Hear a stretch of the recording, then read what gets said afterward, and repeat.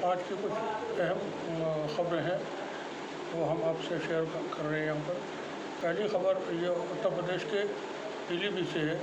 पीलीभीत के जहानाबाद इलाके के गांव रंगपुरा मिश्र में देवस्थान पर आरएसएस की शाखा लगी हुई थी। उसको देर रात वहाँ पर लोगों ने, जो लोग शाखा लगाते हैं आरएसएस के लोग, उनके साथ मारपीट की और जो आरएसएस का झंडा है उसको उखाड़ करके फेंक दिया। इसके बाद वहाँ पर हंगामा हुआ। सूचना मिलने पर एएसपी अनिल कुमार यादव और सीओ सिटी प्रतीक दहिया मौके पर पहुँचे। पुलिस ने आरएसएस की तहरीर पर के आधार पर 2 लोगों के को नामजद और 1 अज्ञात के खिलाफ रिपोर्ट दर्ज कर ली है। बता दें कि जहानाबाद क्षेत्र के गांव सरोरा के रहने वाले देवेश पुत्र छेदालाल रंगपुरा मिश्र स्थित देवस्थान पर आरएसएस की शाखा लगाते हैं। कल शाम को 5:30 बजे वो शाखा लगाने के लिए पहुंचे थे, तो वहाँ बहुजन समाज पार्टी बीएसपी के नागेंद्र गौतम और सर्वेश कुमार और उनके साथ कुछ उनके साथी थे, वो पहुंच गए और आपस में कहासुनी यहाँ पर हुई। और जिसके बाद बहुजन समाज पार्टी के लोगों ने आपत्ति उस पर जताई, जो शाखा आरएसएस के वहाँ पर लगती है, क्योंकि वो वहाँ पर जो जानकारी के मुताबिक ये जो शाखा लगा रहे हैं वहाँ पर, उसमें हथियारों को चलाने की ट्रेनिंग, लाठी डंडे और थोड़े एग्रेसिव वाले नारे, हिंसा के लिए प्रोत्साहित कर रहे हैं लोगों को। तो जो लोग वहाँ पर पहुँचे थे, जो गांव के ही थे, उन्होंने इसको आरएसएस के लोगों से मना किया कि ये सब बंद कर दो। इस पर जब वहाँ कहासुनी हुई तो मारपीट हो गई। उत्साही गांव के लोगों ने फिर आरएसएस के लोगों के साथ मारपीट भी की और आरएसएस का झंडा वगैरह जो था वो उखाड़ करके फेंक दिया।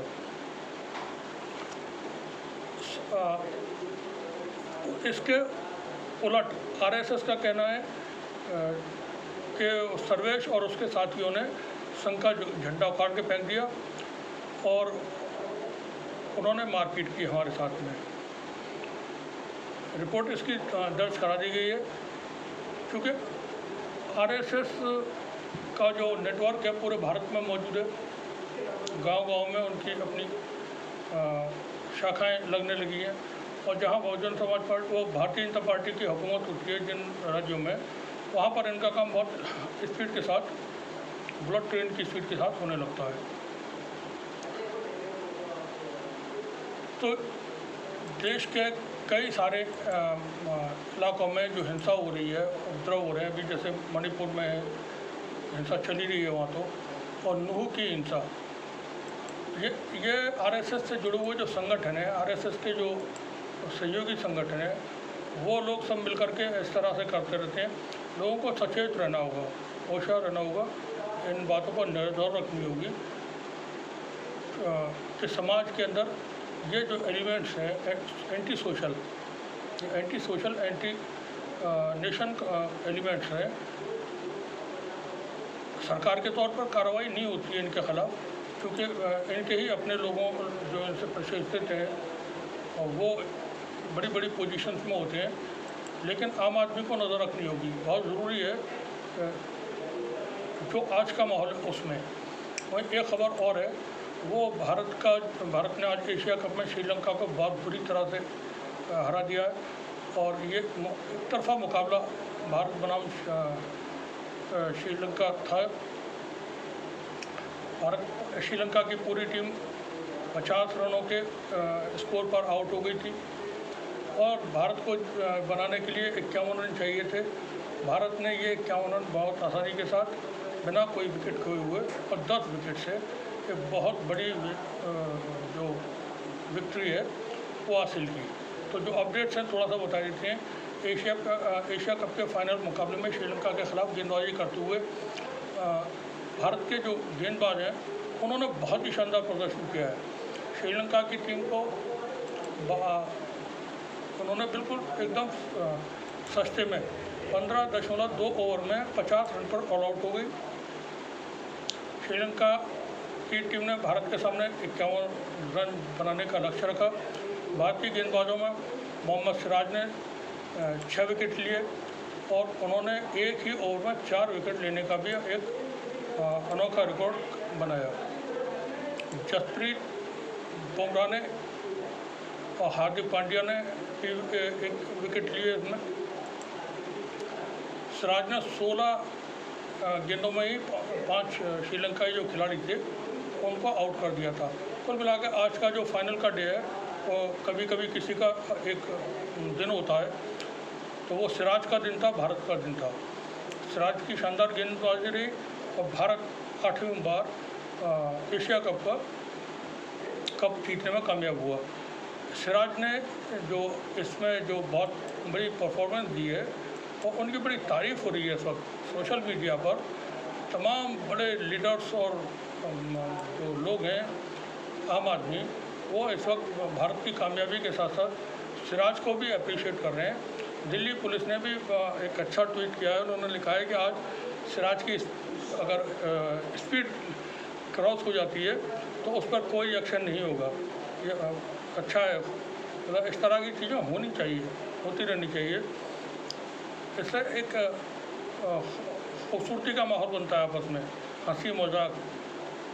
एक मजाकिया ट्वीट है दिल्ली पुलिस का जो अच्छे से लेना चाहिए। इस कप के फाइनल में श्रीलंका ने टॉस जीतकर पहले बल्लेबाजी करने का फैसला किया। उम्मीद उसे नहीं रही होगी कि उसकी आधी टीम जो है 4 ओवर में ही पवेलियन वापस लौट जाएगी। 15 ओवर में 15 रन पर श्रीलंका के 5 विकेट गिर गए थे। भारतीय गेंदबाजों की तरफ से मोहम्मद सिराज ने शानदार गेंदबाजी करते हुए 16 गेंदों में श्रीलंका के 5 आउट किए। सिराज ने मैच के 12वें ओवर में अपना 6 विकेट भी लिया। सिराज ने ये जो कामयाबी हासिल की है वो बहुत बड़ी कामयाबी है। उनको बधाइयाँ मिल रही हैं। पाकिस्तान की तरफ से भी सकलैन मुश्ताक और दूसरे लोगों ने सिराज को बहुत अप्रिशिएट किया है। श्रीलंका की टीम आज कहीं भी वर्ल्ड इतनी बड़ी टीम है, वो कोई छोटी मोटी टीम नहीं है, बहुत ताकतवर है। मगर वो कहीं कुछ अब की बार का जो एशिया कप है वो कुछ रहा भी ऐसे ही फीका फीका था, मज़ा नहीं आया इसमें। मैच जो हुए उनमें जो चीज़ें चल रही थी बस वो अपने चलती रही। कभी वो मैच आगे बढ़ रहे थे, कभी ना रूल्स मैच के दौरान चेंज हुए। तो एशिया कप में जो दर्शक जो चाहते हैं वैसे मैच भी नहीं हुए। भारत और पाकिस्तान का मैच था, बारिश की वजह से वो मैच सस्पेंड हुआ और एक पॉइंट्स आपस में बांट दिए गए। दूसरा मैच हुआ, दूसरा मैच के दिन भी बारिश हो गई, फिर वो अगले दिन हुआ, अगले दिन, मतलब इस तरह से एक जो इंटरेस्ट होता है दर्शक का वो भी ख़त्म हो जाता है। बांग्लादेश की टीम ने एशिया कप में अच्छे गेम खेले और वो एशिया कप में फाइनल में नहीं पहुंच पाई, अलग बात है। लेकिन आज का दिन तो सिर्फ भारत का था और भारत ने ये बहुत बड़ी कामयाबी हासिल की और सिराज के लिए सभी की तरफ से अच्छे अप्रिसिएशन मिल रहे हैं, मुबारकबाद मिल रही है। तो ये सिराज का दिन है आज। वही आज 17 सितंबर है। 17 सितंबर को एक जो भारत के अंदर ये भारत के प्रधानमंत्री का आज जन्मदिन है। भारत के प्रधानमंत्री के जन्मदिन के अवसर पर भारत की राष्ट्रपति ने उनको बधाई दी है। विपक्ष के लीडर मल्लिकार्जुन खड़गे, राहुल गांधी और दूसरे लीडर्स ने उनको जन्मदिन की बधाइयाँ के संदेश भेजे हैं, अखिलेश यादव वगैरह। वहीं सोशल मीडिया पर ट्विटर पर ट्रेंड चल रहा है अनएम्प्लॉयमेंट डे। 17 तारीख को 17 सितंबर को जो प्रधानमंत्री का जन्मदिन है उसको भारत में जो बेरोज़गार यूथ है, हम भी बेरोज़गार हैं, बहुत सारे करोड़ों 80 करोड़ लोग भारत के सरकार से मिलने वाले 5 किलो के राशन की थैली पर ज़िंदगी जी रहे हैं। लेकिन होता है ये भारत विशाल कंट्री है, विश्व गुरु है, तो ऐसी कोई बातें मायने रखती नहीं। अब चूँकि ये अनएम्प्लॉयमेंट डे भी मनाया जा रहा है, जो भारत का के प्रधानमंत्री का जन्मदिन है, उस पर ट्विटर पे बहुत सारे लोगों ने कुछ कमेंट्स वगैरह किए हैं। एक दो उसमें हम थोड़ा सा पढ़ के बताते हैं।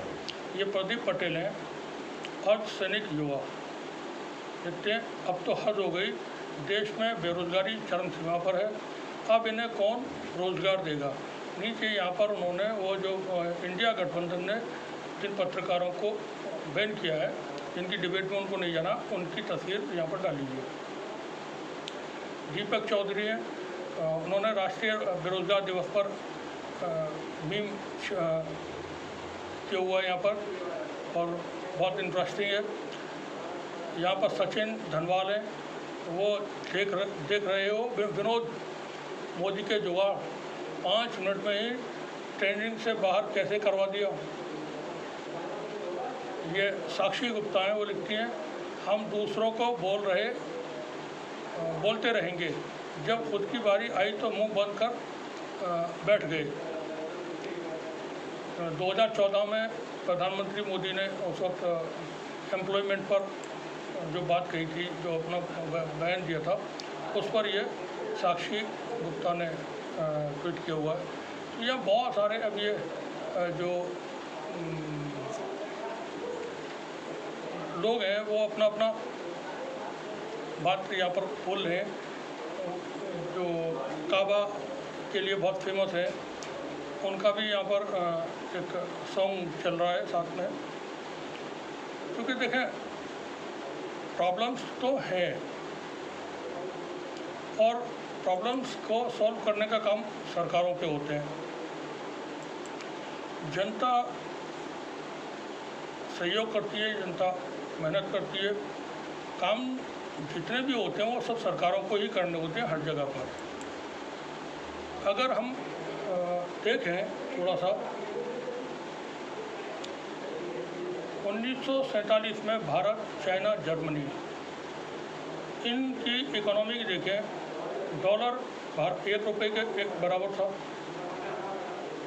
मतलब बराबर थी तीनों देशों की करेंसी, भारत की, जर्मनी की और चाइना की 1947 में। आज जब हम देखते हैं तो बहुत फ़र्क मिलेगा। सेकेंड वर्ल्ड वॉर के दौरान जापान जंग हारे, तबाही बर्बादी हुई। नागासाकी, हिरोशिमा में तकरीबन 80,000 नागरिक वहाँ पर मारे गए। देश जापान तबाह हो चुका था। भारत के मुकाबले में इतना छोटा देश है वो कि अगर ला करके कहीं रख दी जाए तो किसी भी कोने में सिमट के आ जाएगा।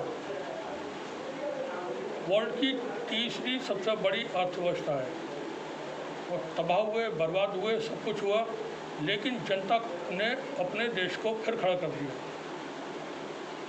कैसे? वहाँ की जो पॉलिटिक्स है, वहाँ के जो पॉलिटिशियन है, वहाँ की जो जनता है वो ईमानदार है, मेहनती है, करप्ट नहीं है।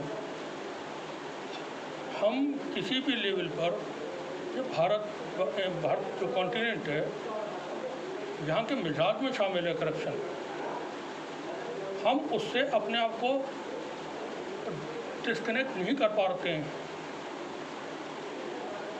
पूरा सिस्टम इस तरह का है जहाँ लेने देने, ऊपर से लेन देन जो होते हैं, उसके बगैर काम नहीं है।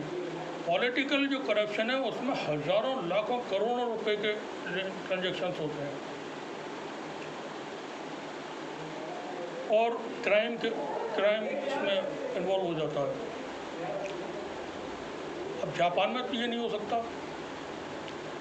हमारे यहाँ दूध बच्चे भी पीते हैं, बुजुर्ग भी पीते हैं, जवानी पीते हैं, नौजवानी पीते हैं, स्पोर्ट्समैन पीते हैं, सभी। चाय भी पी जाती है दूध डाल करके। दूध का प्रोडक्शन कम है जितनी उसकी खपत है। बाकी दूध कहाँ से आता है? केमिकल वाला है, मिलावट का, वो बाज़ारों में सप्लाई होता है।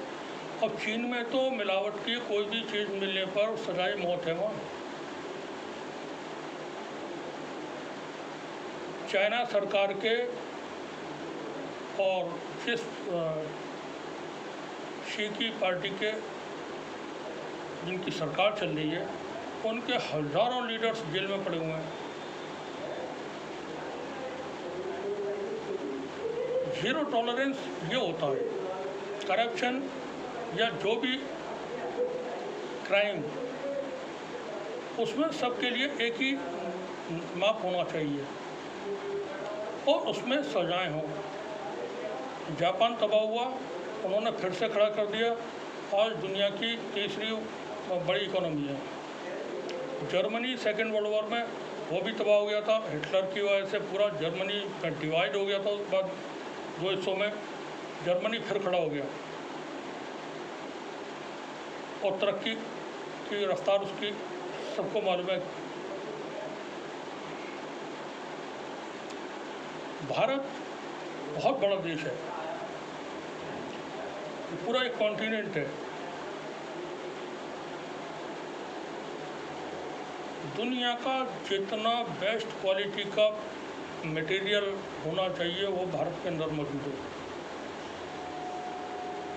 लेकिन यहाँ से गरीबी ख़त्म नहीं होती है, बेरोज़गारी ख़त्म नहीं होती है।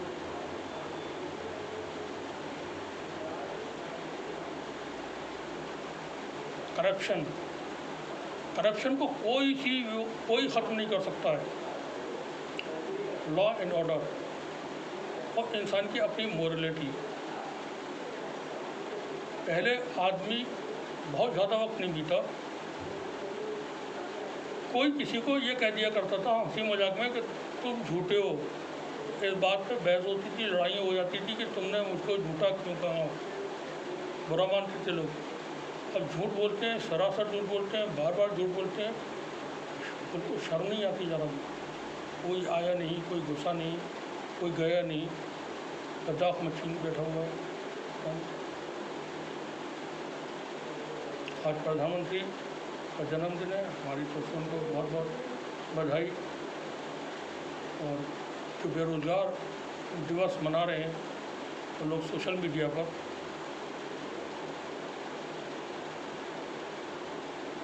जनता की कोई सुनता नहीं है सरकार।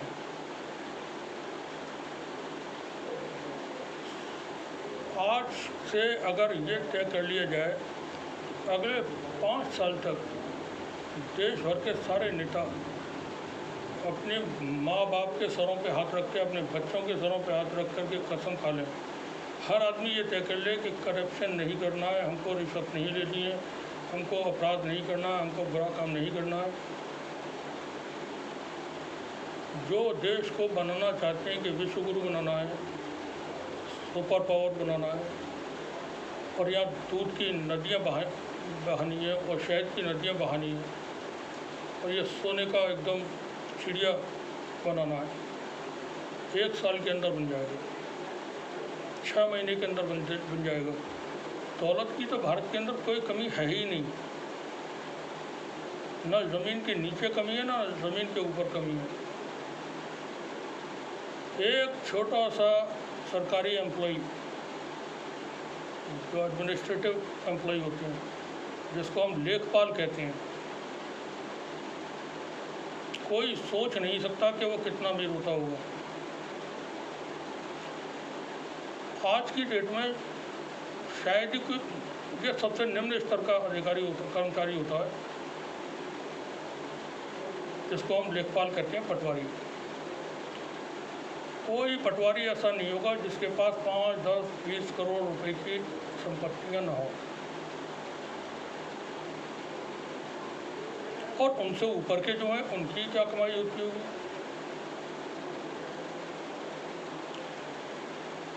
ये सिस्टम जो बना हुआ है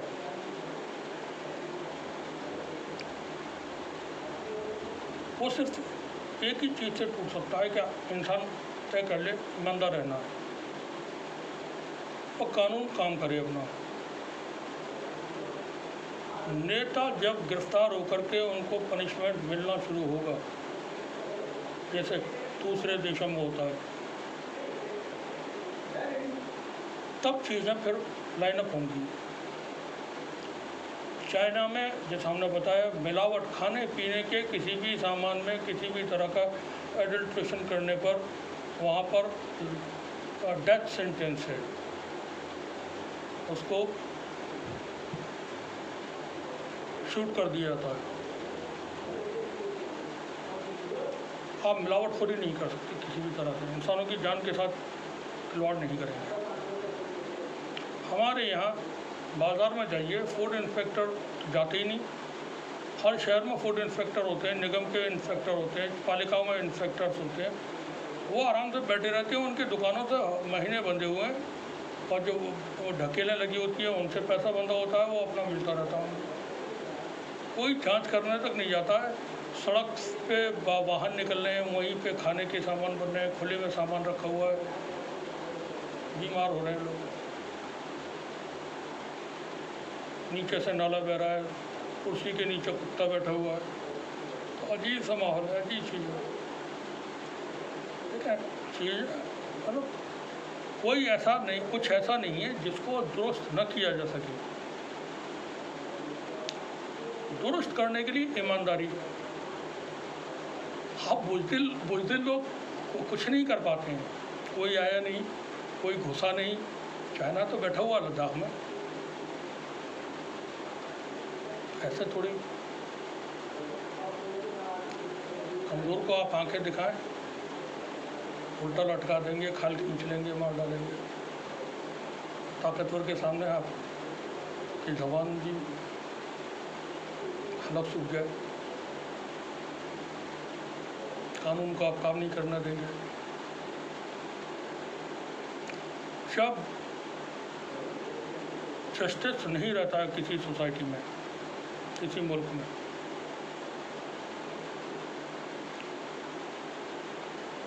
तो वहाँ हर चीज़ खराब हो जाती है। फिर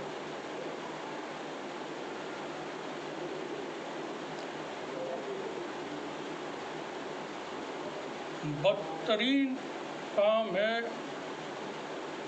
किसी भी देश का जुडिशरी को ख़राब कर देना।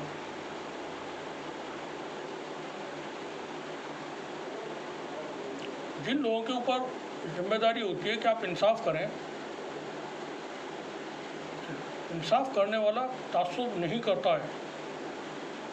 फैक्ट्स दिखता है, वो एविडेंसेस दिखता है, कानून क्या कहता है वो किताबों में लिखा हुआ है, वहाँ से दिखता है, और तब फैसले करता है। और मनमाने फैसले नहीं होते हैं।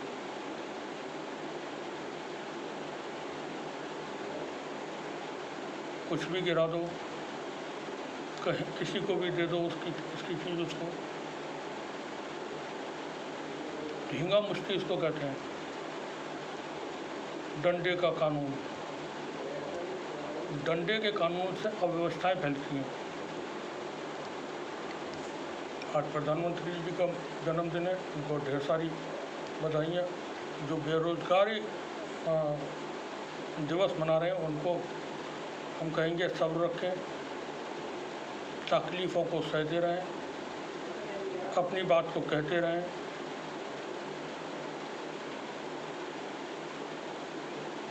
और कोशिश करते रहें। जब इंसान कोशिश करता रहता है तो फिर उसकी कामयाबी मिलने की उम्मीदें रहती हैं। हज़रत अली का कौल है, जब कि इंसान जिस मकसद से कोशिशें करता है उसको उसमें कामयाबी मिलती है। कोशिशें करना चाहिए। जो बेरोज़गार हैं, रोज़गार पाने के लिए, ऐसा तो रोज़गार है नहीं भारत देश के अंदर। सरकार ने सेना में भी वो बना दिए है अग्निवीर। ऐसा मालूम हो रहा है जैसे मेहुल कुमार कोई फिल्म बना रहे हो, अग्निवीर, नाना पाटेकर, जैकी श्रॉफ, अनिल कपूर, अग्निवीर। बने रहिए हमारे साथ, देखते रहिए इस न्यूज़। शुक्रिया आप सभी।